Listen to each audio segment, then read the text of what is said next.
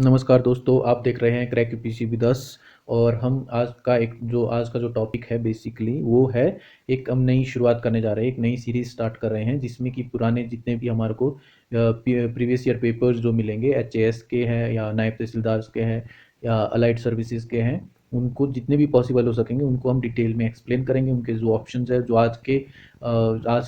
इस साल के पेपर्स के जो है उनके लिए रेलेवेंट होंगे, उनको एक्सप्लेन करेंगे। और आप हो सके तो नोट्स, शॉर्ट नोट बनाना, नहीं तो आप जो है वीडियो को भी देख सकते हैं, बार बार देख सकते हैं।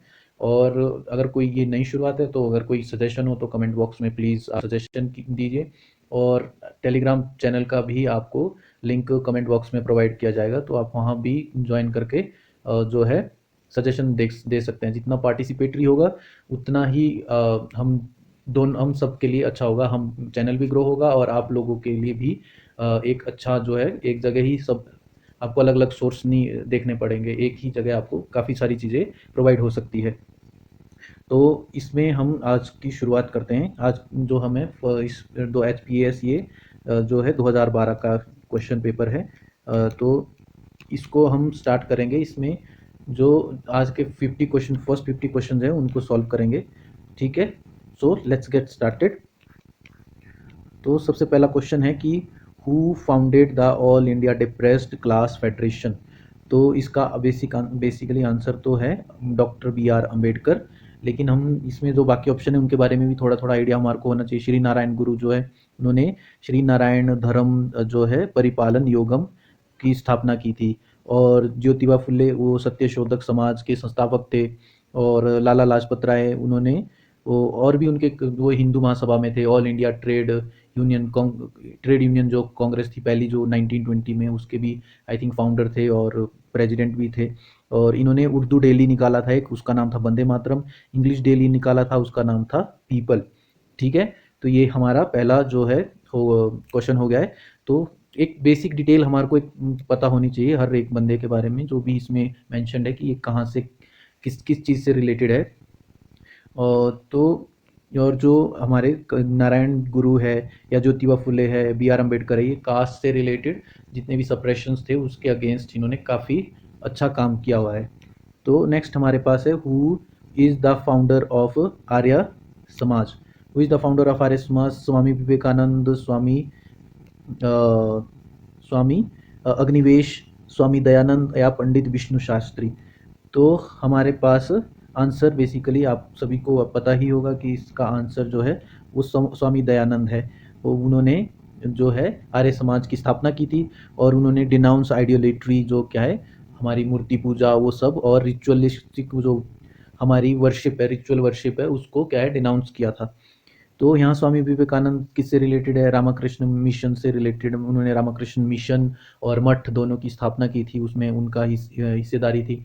और हमारे जो स्वामी अग्निवेश है, उन्होंने एक पार्टी की स्थापना की थी, आर्य सभा, जो कि आर्य समाज के प्रिंसिपल्स पे बेस्ड थी। तो इन्होंने आर्य सभा की एक नाम की पार्टी बनाई थी। फिर नेक्स्ट जो है पंडित विष्णु शास्त्री है, वो editor of weekly Indra Indu Prakash के वो थे, एडिटर थे पंडित विष्णु शास्त्री। और सोशल रिफॉर्मर थे, उन्होंने वुमेन के सेल्वेशन के लिए काफ़ी काम किया था। ठीक है, तो ये हो गया हमारा सेकंड क्वेश्चन। नेक्स्ट जो है, what is the capital of Republic of Sudan. तो इसकी कैपिटल जुब्बा है। जो साउथ सूडान की कैपिटल जुब्बा है। खार्तूम जो है सूडान की कैपिटल है। और ओमदुर्मान जो है सिटी है ये सूडान में। तो आपको बेसिक एक आइडिया हो गया होगा कि ये तीनों सिटी कहाँ से, सूडान और साउथ सूडान से ही रिलेटेड है। ओके, तो नेक्स्ट क्वेश्चन जो है हमारे पास, नेक्स्ट जो क्वेश्चन है वो हमारे पास है,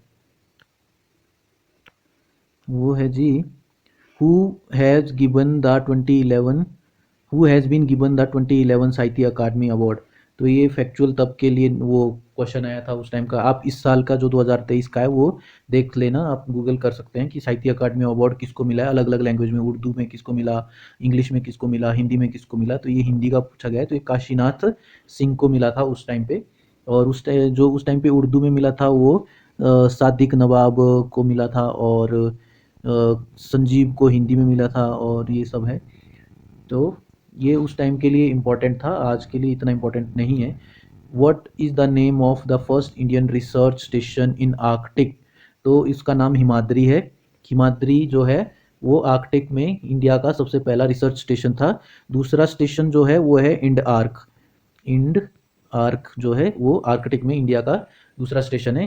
बाकी के जो 3 नाम दिए हैं यहाँ वो हमारे अंटार्कटिक में रिसर्च स्टेशन है, मैत्री, भारती और दक्षिण गंगोत्री। और जो ये आर्कटिक में जो हमारे रिसर्च स्टेशन है वो नॉर्वे की टेरिटरी में है। ये कौन सी है? हिमाद्री और इंडार्क। ओके। तो नेक्स्ट जो क्वेश्चन है हमारे पास, ये भी काफ़ी ऐसा बेसिक सा क्वेश्चन है। 5 rings linked together constitute a symbol of Olympic Games. Each ring is of a different color. 2 color blue and black. Which are the other 3? तो और 3 कौन से कलर है? तो इसमें 3 कलर और कौन से है? ग्रीन, येलो और रेड होते हैं। और हर कलर एक कॉन्टिनेंट के लिए डेजिग्नेटेड है। तो ब्लैक कलर अफ्रीका के लिए है, यूरोप के लिए ब्लू है, रेड अमेरिका के लिए है, येलो एशिया के लिए है और ग्रीन ओशनिया और या ऑस्ट्रेलिया के लिए है। ठीक है। तो ये हो गया हमारा बेसिक। फिर नेक्स्ट है in which state of India Kaziranga national park, मतलब है कहाँ कहाँ ये? तो वो तो सबको आइडिया होगा कि वो असम में है। तो लेकिन असम में और नेशनल पार्क कौन कौन से हैं? तो काजीरंगा नेशनल पार्क जो है 1974 में नेशनल पार्क बना। इसमें हाईएस्ट वन ऑन्ड राइनो की पॉपुलेशन है। ये टाइगर रिजर्व भी है, यूनेस्को वर्ल्ड हेरिटेज साइट भी है। यहाँ मानस नेशनल पार्क भी है, 1990 में नेशनल पार्क बना था वो। ये मानस रिवर इसमें मानस रिवर नेशनल पार्क से होते हुए जाती है।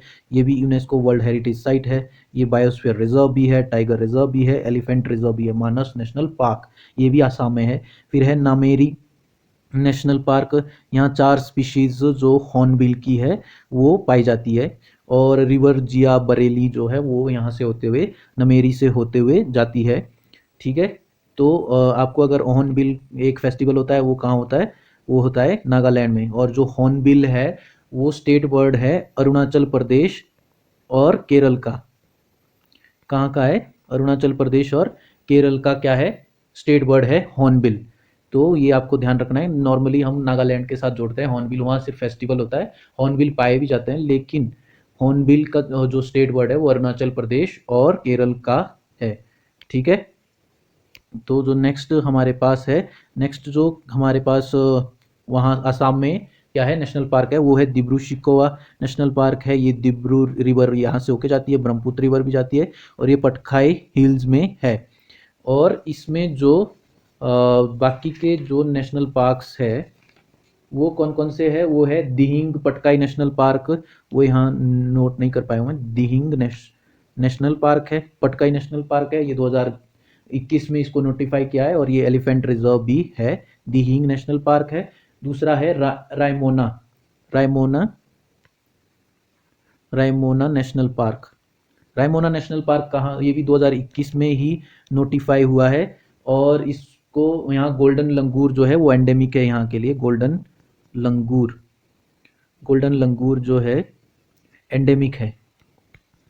क्या है? एंडेमिक है इस नेशनल पार्क से और यहाँ के सराउंडिंग एरिया से। तो दिब्रू शिकोवा के बारे में हो गया। फिर राजीव गांधी ओरांग नेशनल पार्क भी है। Rajiv Gandhi Orang national park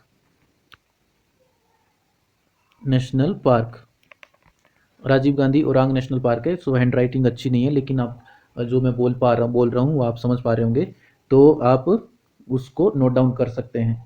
okay. तो ये हमारा हो गया 7th जो क्वेश्चन। तो नेक्स्ट जो क्वेश्चन है हमारे पास, on the coast of which state Wheeler island जो है वो है? तो ये उड़ीसा पे है। तो व्हीलर आइलैंड को रीनेम किया है 2015 में। रीनेम करके क्या नाम रखा है? डॉक्टर अब्दुल कलाम आइलैंड रखा है इसका नाम। तो ये इंपॉर्टेंट है, आप इसको नोट डाउन कर सकते हैं कि व्हीलर आइलैंड है। और ये व्हीलर आइलैंड जो व्हीलर नाम है वो कोई इंग्लिश लेफ्टिनेंट कर्नल था उसके नाम पे रखा गया था। ठीक है। नेक्स्ट 9th जो क्वेश्चन है वो किससे क्या है? विच of the following is not measure of human development index? Life expectancy, sex ratio, literacy rate, gross enrolment. तो इसमें सेक्स रेशियो को नहीं काउंट किया जाता है। तो ये इंडिया की अभी 132 रैंक है 191 में से इन 2023 में। और ये यूएनडीपी ये रिपोर्ट निकालती है, कौन सी रिपोर्ट, ह्यूमन डेवलपमेंट रिपोर्ट। ठीक है, फिर नेक्स्ट हमारे पास है with which activity is Magsaysay awardee Rajendra Singh associated. तो ये वाटर कंजर्वेशन से रिलेटेड थे, और जो अभी 2023 में जिसको मिला है ये हेल्थ से रिलेटेड, हेल्थ केयर से रिलेटेड है, हेल्थ केयर से रिलेटेड थे। डॉक्टर आर रवि कन्नन, ये डायरेक्टर है केचर कैंसर हॉस्पिटल के, डॉक्टर आर रवि, इनको रेमन मैग्सेसे अवार्ड मिला है 23 में। और ये मैग्सेसे अवार्ड किसके नाम पे मिलता है, ये फिलीपींस गवर्नमेंट देती है, और ये किसके नाम पे मिलता है, जो मैग्सेसे है वहाँ के जो प्रेसिडेंट रहे थे उनके नाम पे ये अवार्ड मिलता है। ओके, फिर नेक्स्ट हमारे पास जो क्वेश्चन है कि which of the following which country gifted the Statue of Liberty to the United State of America. तो इसको फ्रांस को गिफ्ट किया था 17 जून 1885 में, किसने, फ्रांस ने।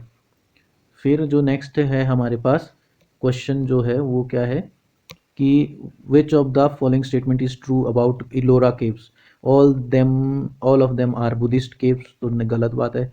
Majority of them are Buddhist caves, वो भी गलत बात है। क्यों गलत बात है कि इसमें नेक्स्ट ऑप्शन है majority of them are Hindu caves, तो ये सही बात है। और all of them are Hindu caves, तो ये भी गलत बात है। तो एलोरा जो केव्स है वो तीनों रिलीजन से रिलेटेड है, वहाँ 34 केव्स है, जिसमें से 1 से 12 बुद्धिज़्म से रिलेटेड है, एक 13 से 29 हिंदुइज्म से रिलेटेड है, और 30 से 34 जैनिज्म से रिलेटेड है।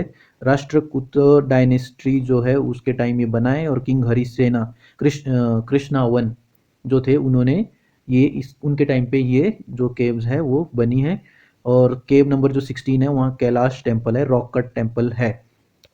ठीक है, तो एक ये हमारा इलोरा केव्स के बारे में हो गया। नेक्स्ट जो है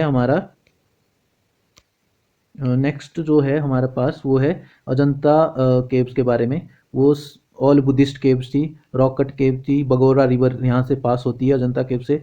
वकतका डायनेस्टी जो थी उसके टाइम पे बना है, हरीश सेना जो किंग था उसने बनवाया था, और फेरेस्को पेंटिंग यहाँ पर ज़्यादातर पाई जाती है। तो एक बेसिक डिटेल हो गई अजंता के बारे में। दोनों ही इलोरा और अजंता केव्स महाराष्ट्र में है, और अजंता केव्स जो है वो सब बुद्धिस्ट के बारे में, और जो इलोरा केव्स है वो 3 रिलीजन से रिलेटेड है, बुद्धिज्म, हिंदुइज्म एंड जैनिज्म।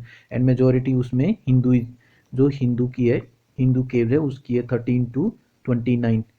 ठीक है, तो नेक्स्ट जो क्वेश्चन है हमारे पास कि which of the following city is called garden city. तो उसको बेंगलुरु जो है उसको गार्डन सिटी के नाम से जाना जाता है, और ये कृष्णा राजा जो है वोडेयार उसको इसके लिए क्रेडिट दिया जाता है कि उसने ये उसको गार्डन सिटी के रूप में फेमस किया है। फिर है western Ghat and eastern Ghat meet at, western Ghat और ईस्टर्न घाट मीट एट, कहाँ मीट करते हैं, तो वो अन्नामलाई हिल्स में मीट करते हैं, अन्नामुडी हिल्स में, नीलगिरी हिल्स में, पालनी हिल्स में।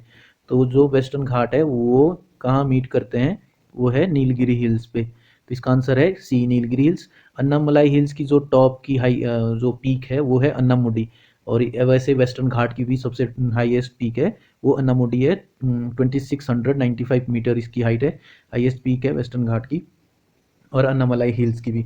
तो ये अन्नामुडी हिल्स वही है। नीलगिरी हिल्स की हाईएस्ट जो पीक है वो डोडा बेटा है, वो 2637 मीटर है, और पालनी हिल्स भी वेस्टर्न घाट में ही है। ठीक है, तो ये हो गया हमारा। नेक्स्ट क्वेश्चन है 3 important rivers of the Indian subcontinent have their sources near the Mansarovar lake in the great Himalayas. तो 3 ऐसी नदियां हैं जिनका सोर्स जो है वो मानसरोवर लेक के पास है। तो इंडस, झेलम, सतलुज में से है कोई झेलम का, तो जम्मू कश्मीर में ही ये ओरिजिनेट होती है, और वो चश्मा बेरीनाग के पास ओरिजिनेट होती है। ब्रह्मपुत्र, सतलुज, यमुना, यमुनोत्री से होती है जो उत्तराखंड में है। तो ये वाला ऑप्शन भी नहीं है, ये वाला ऑप्शन भी नहीं है। ब्रह्मपुत्र, इंडस और सतलुज ये तीनों है। इन जो सतलुज का है वो राक्षस ताल है, और ब्रह्मपुत्र और इंडस उसके आसपास से, मानसरोवर लेक के आसपास से ही ओरिजिनेट होती है। वही झेलम, सतलुज वो है। तो ये ऑप्शन हमारा सी आंसर हो जाएगा। नेक्स्ट जो क्वेश्चन है विच of the following list one with match the list 1 2 and with 2 and select the correct answer. तो न्यूक्लियर पावर स्टेशन दिए और स्टेट दिए हैं। कक्करपार जो है वो कहाँ पे है, वो गुजरात में है। और कायगा कहाँ है, कर्नाटक में है। रावा भाटा कहाँ है, राजस्थान में है। नरोरा कहाँ है, उत्तर प्रदेश में है। और कुंडनकुलम जो है वो तमिलनाडु में है। तारापुर महाराष्ट्र में। तो ये हमारे जो है क्या हो गए, न्यूक्लियर पावर स्टेशन हो गए। तो इसका आंसर क्या होना था वैसे, ए का 2 है और बी का 1 है। ए का 2 है और बी का 1 है और बाकी सेम सेम है, तो इसका आंसर हो गया जो है डी। फिर कोयाली किससे रिलेटेड है, तो ये ऑयल रिफाइनरी है गुजरात में। ये फैक्चुअल क्वेश्चन है, तो ये हम वैसे ही देखेंगे। फिर जवार माइंस किसके लिए इम्पोर्टेंट है, तो ये जिंक के लिए इम्पोर्टेंट है। तो ये भी फैक्चुअल ही क्वेश्चन है। नेक्स्ट है, ये फिर से आ गया क्वेश्चन, देखो रिवर्स के बारे में कि रिवर्स कितनी इंपॉर्टेंट है। विच of the following group of river originate from the Himachal mountains. तो हिमाचल के माउंटेन से कौन कौन सी रिवर ओरिजिनेट हुई है, तो ये तो पहला ही है, ब्यास, रावी और चिनाब।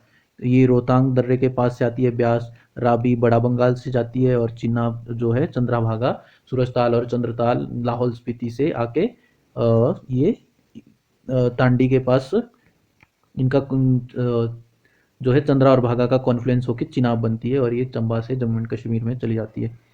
ठीक है, तो और वही जो बाकी रिवर जो है, चिनाब झेलम कश्मीर से होती है, कश्मीर में होती है। और अपना सतलुज जो तिब्बत से आती है, तो वही है।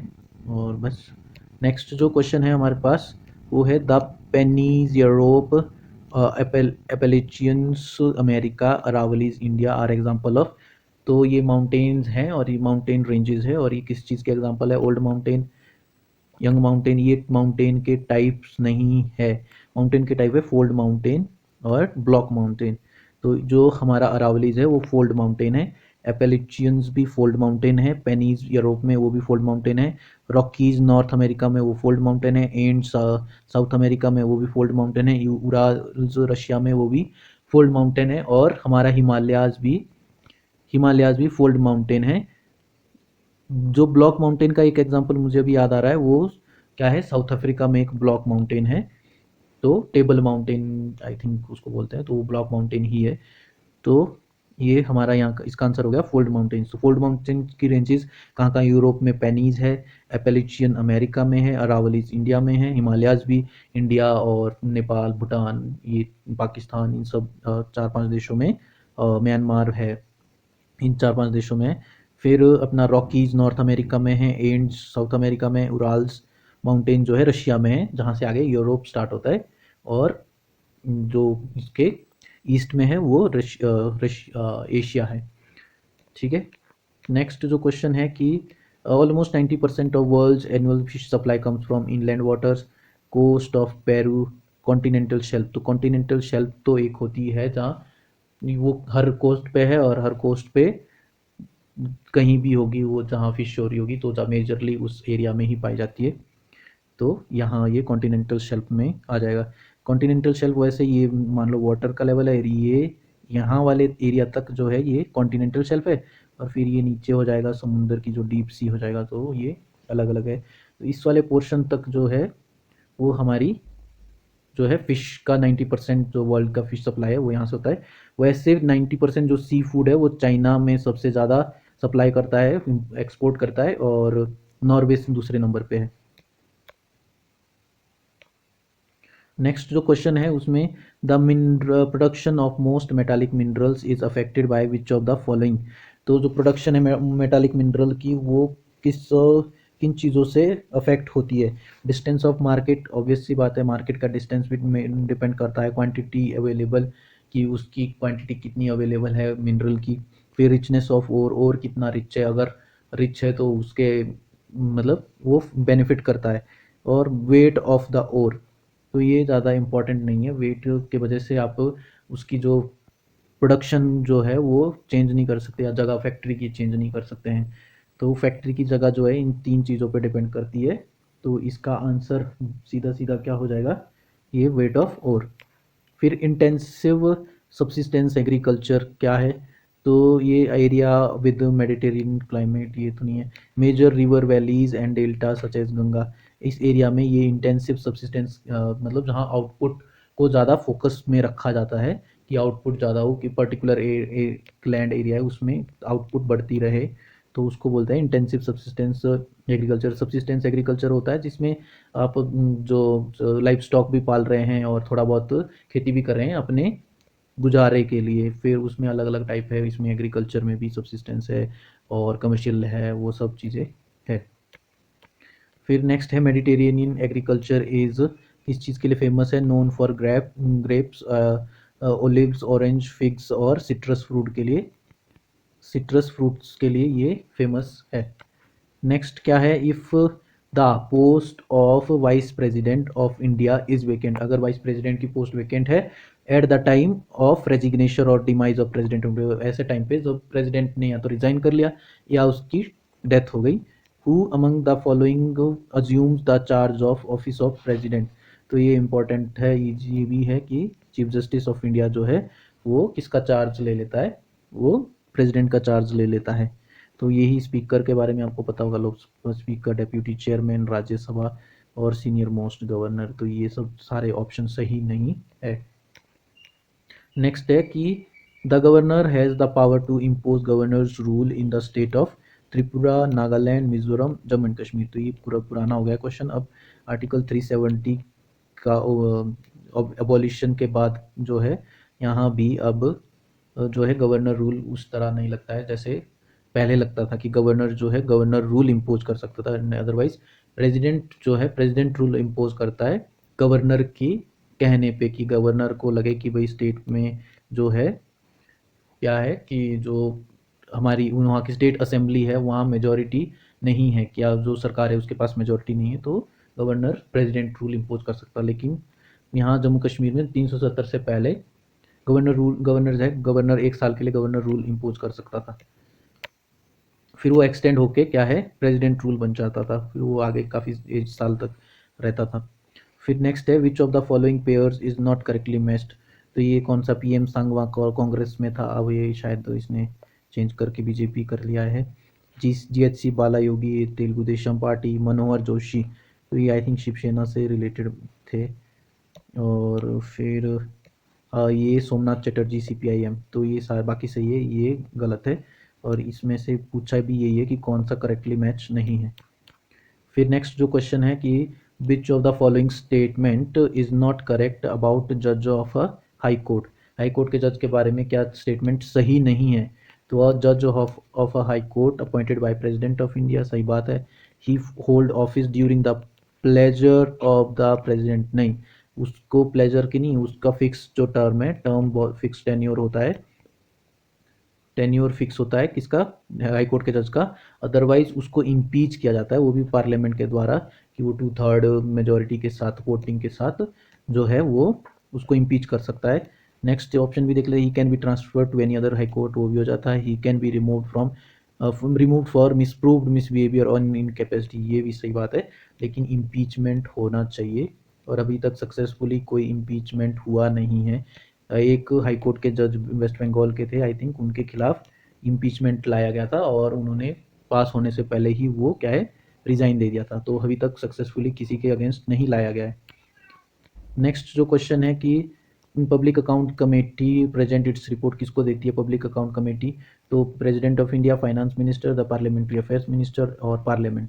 तो पार्लियामेंट को वैसे स्पीकर ऑफ लोकसभा को सौंपती है जो parliament account public account committee है, और वो ऑडिट क्या करती है? ऑडिट करती है कैग की रिपोर्ट को, वो ऑडिट करती है।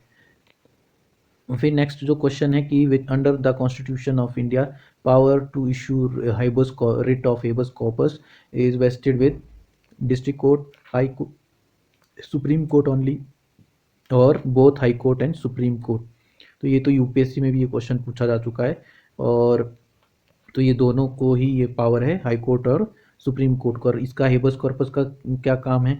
टू प्रोटेक्ट अगेंस्ट अनलॉफुल और इनडेफिनिट इम्प्रिजनमेंट, की किसी को बिना किसी बात के उसको अनलॉफुली डिटेन किया हुआ है उसके अगेंस्ट हेबस कॉर्पस लग सकती है। और इसका मीनिंग हेबस कॉर्पस का है शो मी द बॉडी या प्रेजेंट द बॉडी। तो जो जजेस है वो किसी को भी कॉल आउट कर सकते हैं कि भाई उस बंदे को मेरे सामने प्रेजेंट करो जिसको डिटेन किया हुआ है, और अगर अनलॉफुली उसको डिटेन किया हुआ है तो उसको फ्री किया जाता है। नेक्स्ट जो क्वेश्चन है हमारे पास कि in which part of the Indian constitution has provide the provision for panchayat, वो है पार्ट 9 में है, और 73rd कॉन्स्टिट्यूशनल अमेंडमेंट एक्ट के थ्रू 1992 में इसको ऐड किया है, और पंचायती राज के प्रोविजंस इसमें है। फिर पार्ट 4 जो है वो डीपीएसपी से रिलेटेड, 3 फंडामेंटल राइट से, और पार्ट 10 जो है provision related to scheduled and tribal areas with article जो है 244 और 41 इस पार्ट 10 के अंडर है। तो ये ट्राइबल और शेड्यूल एरिया से रिलेटेड ये प्रोविजंस है यहाँ इसमें पार्ट 10 में। इसको शेड्यूल 10 के साथ कंफ्यूज मत करना। शेड्यूल 10 एंटी डिफेक्शन लॉ है, एंटी डिफेक्शन लॉ, तो दल बदल कानून जो है वो ये नहीं है, वो शेड्यूल 10 है, ये पार्ट 10 है। तो when an advance grant is made by parliament pending the regular passage of budget, it is called, when the advance of grant is made by parliament pending the regular passage of the budget is, it is called, तो उसको vote and on account बोलते हैं, उसको क्या बोलते हैं, vote on account. तो ये वोट ऑन अकाउंट कब पास होता है, interim pass through interim budget के थ्रू उसको पास किया जाता है। जैसा इंटरिम बजट कब पास होता है, जब जिस साल में इलेक्शन होने वाला है, कि अभी पता नहीं है कि ये साल सरकार पूरा साल भर चलेगी कि नहीं चलेगी, तो वो पूरे साल का बजट नहीं पास कर सकती है, तो अभी वोट ऑन अकाउंट होता है। और वोट ऑन क्रेडिट क्या होता है, कि वोट ऑन क्रेडिट होता है कि granted for meeting N unexpected demand upon the resources of India. तो कोई अनएक्सपेक्टेड डिमांड आ गई तो उसको मीट करने के लिए वोट ऑन क्रेडिट होता है। टोकन ग्रांट किसके लिए होता है, कोई नई चीज़ आ गई और उसके लिए फंड चाहिए, तो उसके लिए टोकन ग्रांट मांगा जाता है। और सप्लीमेंट्री जो ग्रांट है, सप्लीमेंट्री ग्रांट आर्टिकल 115 के अंडर होता है, तो उसमें इंडियन कॉन्स्टिट्यूशन जो है प्रोवाइड करता है कि, क्या प्रोवाइड करता है इंडियन कॉन्स्टिट्यूशन, कि वो प्रोवाइड करता है कि उसमें भी सप्लीमेंट्री जो चीज़ें हैं, ग्रांट किसी चीज़ के लिए कोई जो एक्स्ट्रा वर्क ऐड हो गया है, तो उसके लिए सप्लीमेंट्री जो है ग्रांट्स पे वोट होता है, तो वो पार्लियामेंट में मांगा जाता है सप्लीमेंट्री ग्रांट। तो इसका जो आंसर था वो वोट एंड अकाउंट था, जो कि इंटरिम बजट के साथ पास होता है। नेक्स्ट है कि under the constitution of India education as a subject of legislation included in, तो कॉन्करेंट लिस्ट में है। कॉन्करेंट लिस्ट कहाँ से ली गई है, ऑस्ट्रेलिया से ली गई है, रेजिड्यूरी पावर सेंटर के साथ है, वो कौन सा, कहाँ से मोटिवेटेड है, कनाडा से मोटिवेटेड है। और union list, centre list, state list और कॉन्करेंट लिस्ट किसका पार्ट है, 7th शेड्यूल का पार्ट है, 7th शेड्यूल का ये पार्ट है, ठीक है। नेक्स्ट जो है कि which of the following, which one of the following is no longer source of income of urban local bodies in the Punjab, Haryana and Himachal Pradesh. तो ये बेसिकली ऑक्ट्रॉय जो है, ये ऑक्ट्रॉय क्या होता है, ये पहले होता था कि इवन एक सिटी से दूसरे सिटी में जा रहे हैं, एक स्टेट के अंदर ही, उस पर भी मतलब कोई प्रोडक्ट जो है या कोई शिपमेंट एक स्टेट, एक डिस्ट्रिक्ट से या दूसरे डिस्ट्रिक्ट जा रहा है, या एक सिटी से दूसरे सिटी जा रहा है, एक टाउन से दूसरे टाउन जा रहा है, उस पर भी क्या है, टैक्स लगता था। तो ये हिमाचल, पंजाब, हरियाणा में होता था, अब नहीं है, अब वो अबॉलिश कर दिया है। और ये फीस, टोल टैक्स भी आपको पता ही होगा, हाउस टैक्स भी, प्रॉपर्टी टैक्स, वो आपको आइडिया ही होगा कि क्या चीज़ है।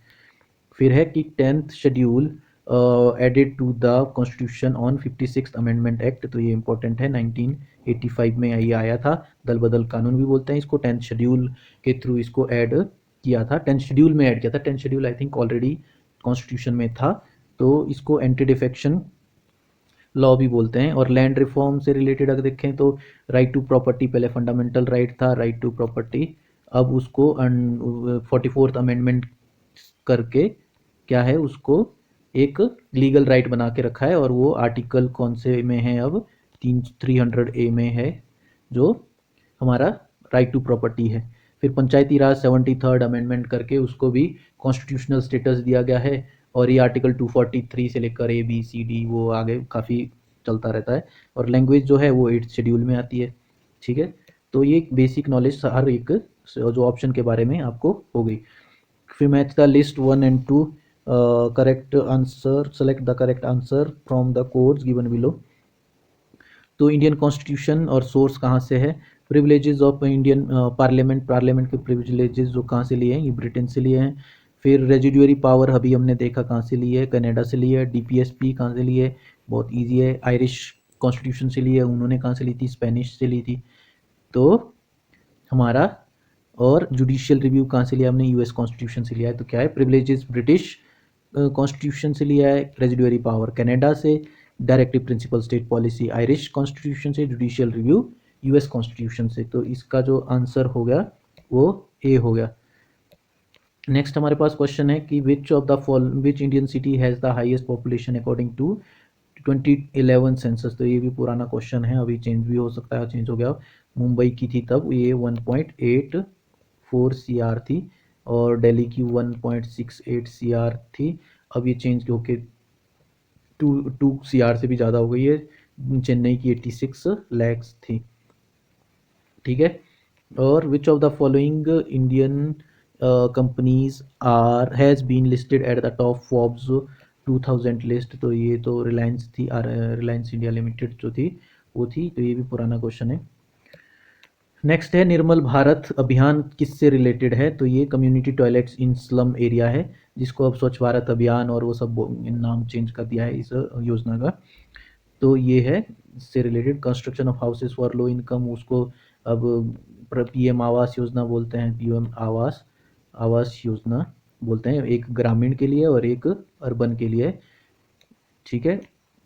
नेक्स्ट जो क्वेश्चन है, the maximum limit of foreign direct investment in public sector banking. तो आंसर यहाँ 49% है, लेकिन अभी मैंने करंट उस गूगल पे सर्च किया तो पब्लिक सेक्टर जो बैंक्स हैं उसमें एफडीआई 20% ही अलाउड है, और एफडीआई ऐसे नॉर्मल उसमें वो 100% थ्रू गवर्नमेंट रूल्स, गवर्नमेंट के थ्रू जो है वो 100% अलाउड है अलग अलग सेक्टर्स में।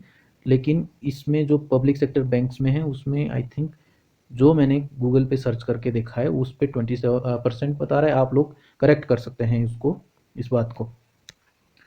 नेक्स्ट जो है कि which of the following plans meant for constructing house of rural area. ये तो इंदिरा आवास योजना है, जो अब ये क्या है, पीएम आवास योजना है। ये अंबेडकर आवास योजना या अंबेडकर से ऐसी एक सिमिलर जो योजना है वो हरियाणा गवर्नमेंट की है। तो वो एक हल्का सा अलग नाम है, लेकिन ऐसा ही अंबेडकर आवास योजना से है ही, से रिलेटेड ही है। फिर है कि 13th एज पर 13th finance commission recommendation during 2010 and 15 transfer of to the states in the form of grant in aid are expected to be. तो उसमें से क्या था, इसका डायरेक्ट आंसर ये है कि 3,18,581 करोड़ स्टेट को, हर स्टेट को मिलना था। लेकिन अभी 15th जो फाइनेंस कमीशन है उसका क्या फॉर्मूला था, उसने लगाया था कि इनकम डिस्टेंस है कि हाईएस्ट जीएसडीपी वाला स्टेट और लोएस्ट जीएसडीपी वाले स्टेट में कितना डिफरेंस है, उसको 45% वो दिया है, शेयर दिया है। पॉपुलेशन 2011 के according 15%, area 15%, forestry and ecology 10% की, उस पर कितना फोकस किया है, डेमोग्राफिक परफॉर्मेंस की अच्छी, जिसने अच्छा किया है जैसे साउथ के स्टेट है उन्होंने अच्छा किया है तो उसको वेटेज जो मिली है वो 12.5%, और टैक्स एफर्ट की, टैक्स कलेक्शन में कितना एफर्ट है उसको 2.5% मिला है। तो ये 15 फाइनेंस कमीशन का जो डिवोल्यूशन का फॉर्मूला है। और अभी जो शायद जो मैक्सिमम ऐसा 4.36 लाख करोड़ बना है, आई थिंक 41% है वो अभी जो ये क्राइटेरिया है कि 41% स्टेट को डिवॉल्व किया जाएगा, जो सेंटर्स को टैक्सेस जो कलेक्शन होता है उसमें से। और 14th फाइनेंस कमीशन का 42% था, तो 1% ये कम हुआ है 15th में। फाइनेंस कमीशन के लिए आर्टिकल कौन सा है, 280 आर्टिकल है हमारे इंडियन कॉन्स्टिट्यूशन में। और कौन इसको अपॉइंट करता है, प्रेसिडेंट ऑफ इंडिया अपॉइंट करता है इलेक्शन कमीशन को, कितने साल के लिए, 5 साल के लिए। नेक्स्ट जो क्वेश्चन है कि which of the following is R component of gross domestic capital formation. तो इसको इन शॉर्ट बोले तो ये, इसको इन्वेस्टमेंट बोलते हैं, इन्वेस्टमेंट बोलते हैं। और इसमें जो आंसर बेसिकली दिया हुआ है की के आंसर की के अकॉर्डिंग वो दो, 1 और 2 दिया हुआ है। और मेरे हिसाब से फॉरेन डायरेक्ट इन्वेस्टमेंट भी, क्योंकि वो इन्वेस्टमेंट वो भी किसी चीज़ पे ही इन्वेस्ट करते हैं, कोई नई चीज़ प्रोड्यूस करते हैं, कैपिटल प्रोड्यूस करते हैं, तो वो भी एक होना चाहिए। लेकिन आंसर की के अकॉर्डिंग पहला 2 ही है। ग्रॉस डोमेस्टिक सेविंग हाई है तो इन्वेस्टमेंट हाई होने के चांसेस ज़्यादा है। नेट कैपिटल इनफ्लो, कैपिटल कितना आ रहा है हमारे देश में, तो ये इसका बेसिक आंसर दिया है। फिर है कि ethanol mixed petrol is being sold in various states with effect from January 2003 the percentage of ethanol in petrol, तब ये 5% था, अब ये टारगेट रखा है कि 20% करना है बाय 2025। ये पहले 2030 तक 20% करना था, लेकिन अब ये टारगेट की जो एयर है वो रिड्यूस करके 2025 कर दी है। और इथेनॉल ब्लेंड करने से पेट्रोल की जो एफिशिएंसी है वो क्या बढ़ती है घटती है? वो घटती है। ठीक है, फिर नेक्स्ट है कि at present the national commission of on population, तो ये तब की बात है कि पॉपुलेशन किसके अंडर है, तो ये हेल्थ मिनिस्ट्री के अंडर था। तो प्लानिंग कमीशन अब बंद कर दिया है, ये नीति आयोग हो गया है। नीति आयोग का हेड कौन होता है? पीएम होता है, और एक वाइस वीसी होता है, वो कौन अपॉइंट करता है? वो भी पीएम ही अपॉइंट करता है। और नीति आयोग एक एग्जीक्यूटिव बॉडी है कि एग्जीक्यूटिव कैबिनेट बैठ के वो उन्होंने फॉर्म कर दिया, वहाँ कोई कानून ऐसा कॉन्स्टिट्यूशन या एक्ट पास नहीं किया। Ministry of human resources development, अब ये मिनिस्ट्री ऑफ एजुकेशन उसको इसका नाम कर दिया है, तो ये भी चेंज हो गया है। कैबिनेट सेक्रेटरी वो भी गवर्नमेंट ही अपॉइंट करती है। तो ये हो गया इसके बारे में। नेक्स्ट जो क्वेश्चन है कि consider the following statement, repo rate is the rate which other bank borrow from the Reserve Bank of India, तो ये सही बात है। रेपो रेट है RBI lend money to other bank, यहाँ आरबीआई पैसा देता है दूसरों बैंकों को जिस रेट पे, तो अभी ये जो रेट है वो आज कल ही एमपीसी बैठी थी, मॉनेटरी पॉलिसी कमेटी, ये तब फॉर्म नहीं हुई थी, ये 2015 में फॉर्म की है मॉनेटरी पॉलिसी कमेटी। उसमें 6 मेंबर होते हैं, और आरबीआई का जो गवर्नर होता है वो उसका हेड होता है, और उसमें दो जो डेप्यूटी गवर्नर होते हैं, और दो शायद फाइनेंस मिनिस्ट्री की तरफ से उसमें लोग होते हैं। तो ये बैठ के क्या डिसाइड करते हैं कि हमारी रेपो रेट क्या रहेगी, और रेपो रेट से क्या हो जाता है कि पूरा जो हमारा लेंडिंग सिस्टम है, कि जो हम लोन लेते हैं वो लोन किस पे बेस्ड होते हैं? रेपो रेट पे बेस्ड होते हैं। तो उसको जो रेपो रेट है वो डिसाइड करती है, तो अभी उसको 6.5 ही रखा गया है, चेंज नहीं किया है काफ़ी टाइम से। फेब के बाद अभी तक चेंज नहीं किया है, लास्ट फेब 2023 से अभी तक रेपो रेट चेंज नहीं की है।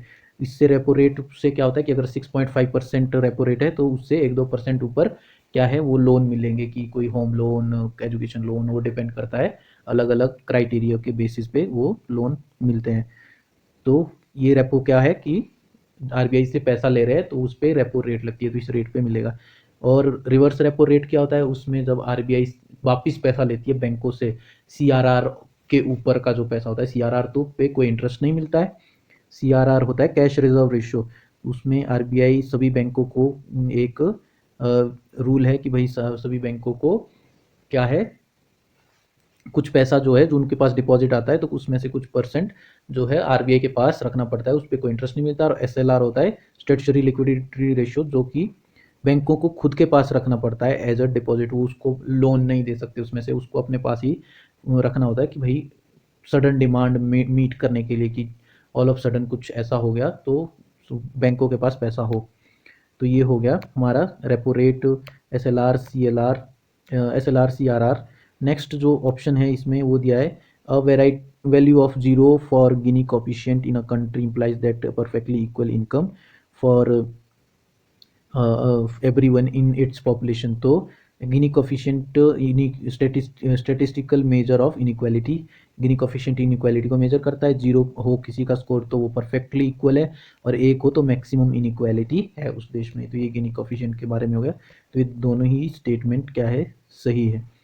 नेक्स्ट जो क्वेश्चन है इसमें कि तारापुर कमेटी किससे रिलेटेड है, associated with which one of the following, तो इसमें क्या है, फुल कैपिटल अकाउंट कन्वर्टिबिलिटी, तो ये इससे रिलेटेड थी तारापुर कमेटी। और ये इसका क्या मतलब है, full capital account convertibility allows local currency to be exchange in foreign currency without any restriction, तो अपनी जो हमारे देश की करेंसी है वो इजीली किसी और फॉरेन करेंसी में कन्वर्ट होने, अगर इजीली कन्वर्ट हो रही है बिना किसी रिस्ट्रिक्शन के, तो उसको बोलते हैं फुल कैपिटल अकाउंट कन्वर्टिबिलिटी। और स्पेशल इकोनॉमिक जोन क्या है, ये विद इन इंडियन बॉर्डर्स होते हैं, बट इनको एज अ डिफरेंट ट्रीट किया जाता है, मतलब as a foreign territory treat किया जाता है, और वहाँ के लिए अलग से रूल होता है। उस पे वहाँ से जो कुछ प्रोडक्ट इंडिया की मेन टेरिटरी में आ रहा है, वैसे ये भी इंडियन की टेरिटरी में होता है, मतलब और पार्ट में जा रहा है सोशल इकोनॉमिक जोन के बाहर, तो उसको as a import export treat किया जाता है। वहाँ बाहर देश के बिजनेसेस आके क्या है इस इकोनॉमिक जोन में काम करते हैं, अलग अलग देशों से आके।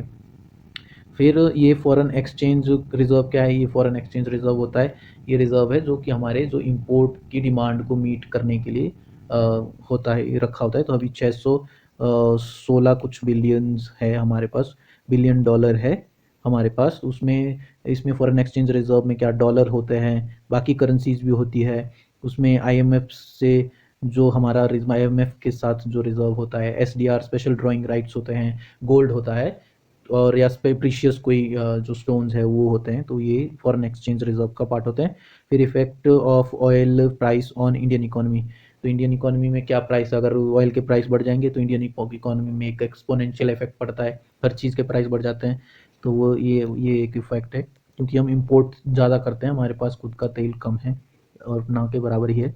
फिर है participatory note are associated with which of the following, तो ये फॉरेन इंस्टीट्यूशनल इन्वेस्टर से रिलेटेड है कि जो इंस्टीट्यूशनल इन्वेस्टर होता है तो कुछ रजिस्टर्ड होते हैं।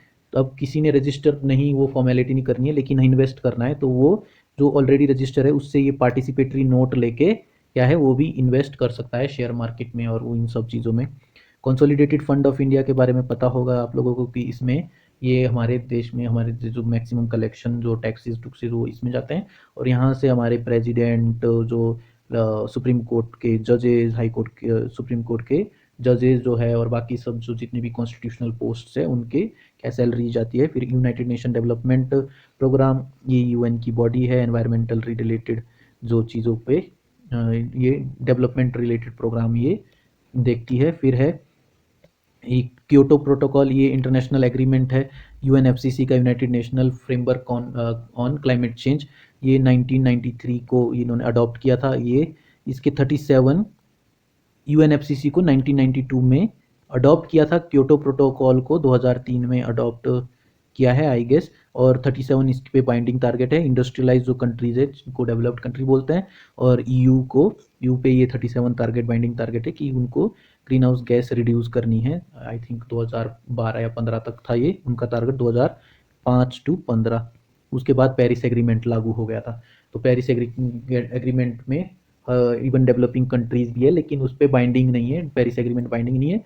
और उस पर वो आईएनडीसी, अब जो खुद से जो कंट्रीज ने अपने अपने लिए टारगेट रखे हैं उनको खुद ग्रीन हाउस गैस को रिड्यूस करने के लिए, तो वो पेरिस एग्रीमेंट और क्योटो प्रोटोकॉल में ये डिफरेंस है। फिर नेक्स्ट जो है, fly ash is environment pollutant produced by thermal power plant, तो ये कोल से निकलता है। इंडिया में हाई फ्लाई ऐश कंटेंट रहता है कोल में, और लो सल्फ्यूरिक वो वैल्यू है हमारे कोल में, इसलिए हमको ज़्यादा इंपोर्ट करना पड़ता है। तो ऑयल रिफाइनरीज के बारे में पता होगा, ऑयल रिफाइनरी का कहाँ, आसाम दिगोई में है, मुंबई हाई में है, और आई थिंक गुजरात में भी है कुछ एक एरिया में। फिर फर्टिलाइज़र प्लांट के स्ट्रिप माइनिंग होती है कि भाई एक ऐसा ऐसे मतलब एक लैंड की जो नैरो स्ट्रिप है उसको ऐसे स्ट्रिप बाय स्ट्रिप उसको खुदाई हो रही है उसकी, ऐसे मतलब हर कहीं से खोद नहीं रहे हैं, बिल्कुल एक स्ट्रिप के स्ट्रिप उसको निकाला जा रहा है, तो हो गया स्ट्रिप माइनिंग। इस बार वो कौन सी माइनिंग न्यूज़ में थी, वो रेड होल माइनिंग, जो कहाँ किस वजह से न्यूज़ में थी, जो उत्तराखंड में एक जो टनल है उसमें जो फंस गए थे बंदे, उनको निकालने के लिए रेड होल माइनिंग अभी वैसे इलीगल है, इसको नहीं किया जाता है, लेकिन उनको निकालने के लिए ये रेड होल माइनिंग की गई थी। तो इसके बारे में क्या है आपने देख लेना है कि है क्या चीज़ें। फिर लास्ट जो क्वेश्चन है आज का, एनवायरमेंट प्लानिंग ऑर्गेनाइजेशन, तो इसमें से कौन सी ऑर्गेनाइजेशन, CECRI ये है, नीरी है, या ICAR है, CEPHERI है। तो इसमें से आंसर नीरी है, उसका मतलब है national environmental engineering research institute, और ये नागपुर में है। फिर ये जो पहले वाला है ये है सेंट्रल इलेक्ट्रोकेमिकल रिसर्च इंस्टीट्यूट, और जो कराईकुडी है वो one of the world largest electrochemical industry है, ये लिथियम आयन बैटरीज भी बनाता है। तो ICAR Indian council of agriculture research ये है, और ये जो इसका नीरी का प्रीकर्सर है, मतलब पहले ये CEPHERE जो ये था पहले इसका नाम, अब नीरी रख दिया है इसका नाम, और उसका ओराइजन भी बढ़ा दिया है, मतलब और चीज़ों की पे रिसर्च, इंजीनियरिंग और एनवायरमेंटल चीज़ों पे फोकस कर दिया है। सो आज के लिए इतना ही है। आपको कोई भी चीज़ इसमें कमी लगे तो उसको क्या है एज अ सजेशन आप प्रोवाइड कर सकते हो कमेंट बॉक्स में। Thank you for watching.